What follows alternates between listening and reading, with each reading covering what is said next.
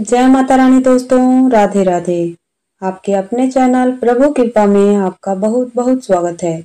माँ भगवती दुर्गा की कृपा सदैव आप और आपके समस्त परिवार पर बनी रहे।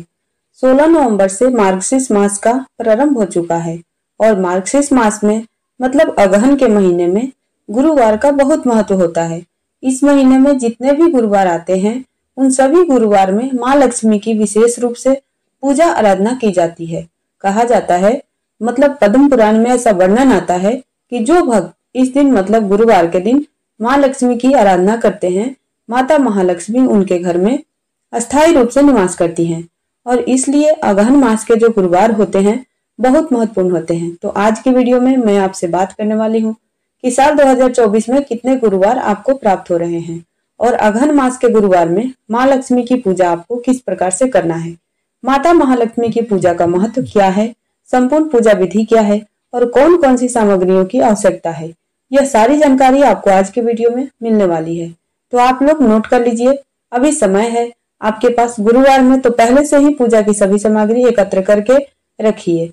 पूजा की विधि अगर आप लोग जानते हैं तब तो बहुत अच्छी बात है, और अगर आप पहली बार इस व्रत के बारे में जान रहे हैं, पहली बार इस व्रत की जानकारी आपको मिल रही है, तो नोट कर लीजिए सभी सामग्री और अच्छे से पूरी वीडियो को देखिए। अच्छे से पूजा विधि आप देख लीजिए और पूरे विधि विधान से इस प्रकार से पूजा कीजिए। ऐसा कहा जाता है कि जो भक्त अगहन मास में गुरुवार के दिन माँ लक्ष्मी की आराधना करते हैं उनके घर में कभी भी गरीबी नहीं आती और माँ लक्ष्मी की कृपा सदैव उन पर बनी रहती है। तो नोट कर लीजिए सारी जानकारी और पूरे विधि विधान से इस बार अगहन मास में माँ लक्ष्मी की आराधना आपको जरूर करना है। और हाँ, वीडियो अच्छी लगे तो लाइक जरूर कीजिएगा, क्योंकि आपके लाइक्स और आपके कमेंट मेरे लिए बहुत महत्वपूर्ण होते हैं। यही एकमात्र जरिया है जिनसे मुझे पता चलता है कि आपको यह वीडियो अच्छी लगती है और आपके लिए यह वीडियो उपयोगी है। तो अगर वीडियो अच्छी लगे तो लाइक तो जरूर ही किया कीजिए, और यदि चैनल पर नए हैं तो प्लीज सब्सक्राइब कर लीजिए, जिससे कि आपको सही जानकारी सही समय पर मिल सके।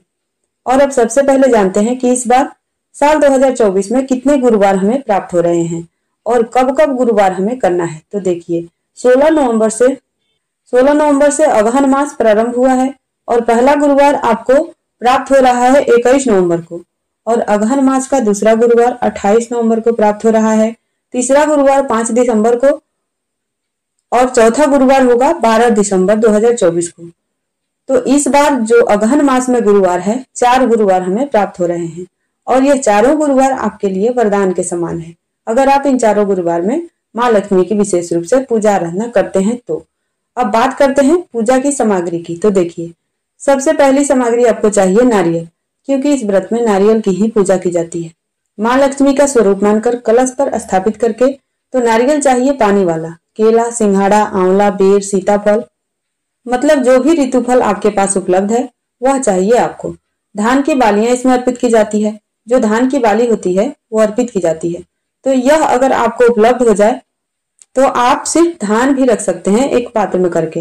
हरे आंवले चाहिए, पान का पत्ता, लौंग, इलायची, सुपारी और कपड़ा चाहिए चौकी पर बिछाने के लिए, टोकरी चाहिए। बाकी की सामग्री जैसे कि धूप, दीप, अक्षत, पुष्प इत्यादि, मौली, हल्दी, यह सभी चीजें। अब बात करें पूजा विधि के बारे में। तो देखिए इस व्रत में मतलब इस पूजा में एक दिन पहले से ही पूजा की तैयारी कर ली जाती है। जैसे कि बुधवार के दिन घर के अच्छे से साफ सफाई की जाती है, फिर शाम के समय, बुधवार की शाम के समय घर के मुख्य द्वार को गोबर से लिपा जाता है। अब देखिए हर जगह गोबर तो मिलता नहीं है, आप पानी से छींटे देकर या फिर पानी से मुख्य द्वार को अच्छे से धोकर साफ कर लीजिए। चावल का जो एपल होता है, मतलब चावल के आटे का एपल बनाकर उसी एपल से घर के मुख्य द्वार से प्रारंभ करके और जहां पर आप पूजा की चौकी लगा रहे हैं वहां तक आपको महालक्ष्मी के पद चिन्ह बनाने होते हैं। आती हुई महालक्ष्मी आपके घर में इस प्रकार से माँ लक्ष्मी के पैरों के निशान बना लीजिए। आप चाहें तो स्वास्तिक भी बना सकते हैं, कोई रंगोली भी बना सकते हैं, मतलब एक तरीके से शुभता दी जाती है। पूजा स्थल से लेकर और घर के मुख्य द्वार तक अच्छे से सजाया जाता है ताकि गुरुवार को महालक्ष्मी आपके घर में आए। पद्म पुराण में ऐसा वर्णन मिलता है। अगहन मास के गुरुवार को महालक्ष्मी ब्रह्म मुहूर्त में भ्रमण करती हैं और जो भक्त माँ लक्ष्मी की आराधना करते हैं, पूजा करते हैं, मंत्रों का जाप करते हैं और घर के मुख्य द्वार को साफ करके रंगोली बनाकर रखते हैं, दीप जलाकर रखते हैं, उनके घर में माँ लक्ष्मी प्रवेश कर जाती हैं। इसलिए आप सुबह सुबह ही मतलब वीरवार को गुरुवार को सुबह सुबह उठकर स्नान कर लीजिए और स्नान करने के बाद पूजा आराधना प्रारंभ कर दीजिए। गुरुवार को सुबह उठकर आपको पूजा स्थल पर कलश की स्थापना करनी है। केले के पत्ते से, आंवले के पत्ते से और आम के पत्ते से तोरण सजाकर माँ लक्ष्मी की प्रतिमा को विराजित करना है एक चौकी पर। चौकी के लिए भी एक बहुत विशेष बात कही जाती है। कहा जाता है कि आंवले की लकड़ी से अगर चौकी बनती है, उस पर माँ लक्ष्मी को स्थापित किया जाता है तो माँ लक्ष्मी की कृपा बहुत जल्दी मिलती है। तो वैसे तो आंवले की लकड़ी से पीढ़ा भी बनता है, मतलब पाटा भी बनता है लकड़ी का, और लक्ष्मी जी की जो प्रतिमा होती है वह भी आंवले की लकड़ी से ही बनवाते हैं लोग, और इस पर हाथी विराजमान किया जाता है, वह भी आंवले की लकड़ी से ही बनने को बताया गया है। अब इतनी चीजें हमें नहीं भी मिल पाती हैं, तो ऐसे में आपके पास जो भी चौकी है घर में आप उसे ही साफ सुथरा करके और जहां पर आपको माँ लक्ष्मी की प्रतिमा स्थापित करके पूजा आराधना करना है वहां पर आप चौकी विराजित कीजिए। इस पर लाल रंग का वस्त्र बिछा दीजिए और आपके घर में जो लक्ष्मी जी की मूर्ति है आप उसी मूर्ति को स्थापित करके पूजा कर सकते हैं।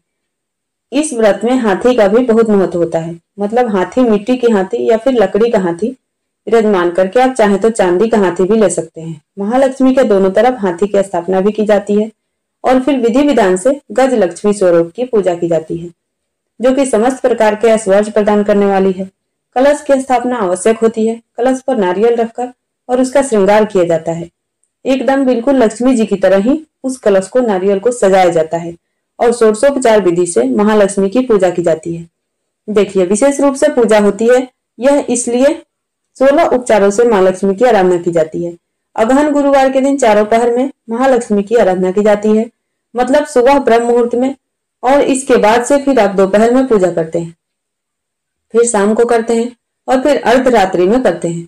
अगर चारों समय नहीं कर पाते तो कम से कम 3 बार जरूर करना चाहिए, सुबह दोपहर शाम। तीनों समय महालक्ष्मी के मंत्र के जप करने चाहिए। और जैसे कि कई भक्त हैं जो कि पूरे समय घर में नहीं रह पाते हैं, सुबह और शाम उपलब्ध हैं, आप तो फिर सुबह और शाम कर लीजिए। सुबह ब्रह्म मुहूर्त में कर लीजिए और फिर शाम को प्रदोष काल में आप कर सकते हैं, मतलब जैसा भी समय आपके पास हो उसके अनुसार आप कर सकते हैं। अगहन गुरुवार में आपको सुबह जल्दी उठना होता है। जल्दी का मतलब होता है 3 बजे से लेकर 4 बजे के बीच में आप उठ जाइए। उठकर नित्य कर्मों से निवृत्त हो जाइए, स्नान कर लीजिए। इसके बाद घर का मुख्य द्वार आप खोलते हैं और फिर आप दीपक प्रज्वलित कीजिए। घर के मुख्य द्वार के दोनों तरफ आपको दीप प्रज्वलित करना होता है और माँ लक्ष्मी के चरण चिन्ह आप जरूर बना लीजिए। जहां से मुख्य द्वार प्रारंभ होता है वहां से लेकर और चौकी जहां पे आपने स्थापित की है वहां तक आपको महालक्ष्मी के चरण चिन्ह बनाने हैं।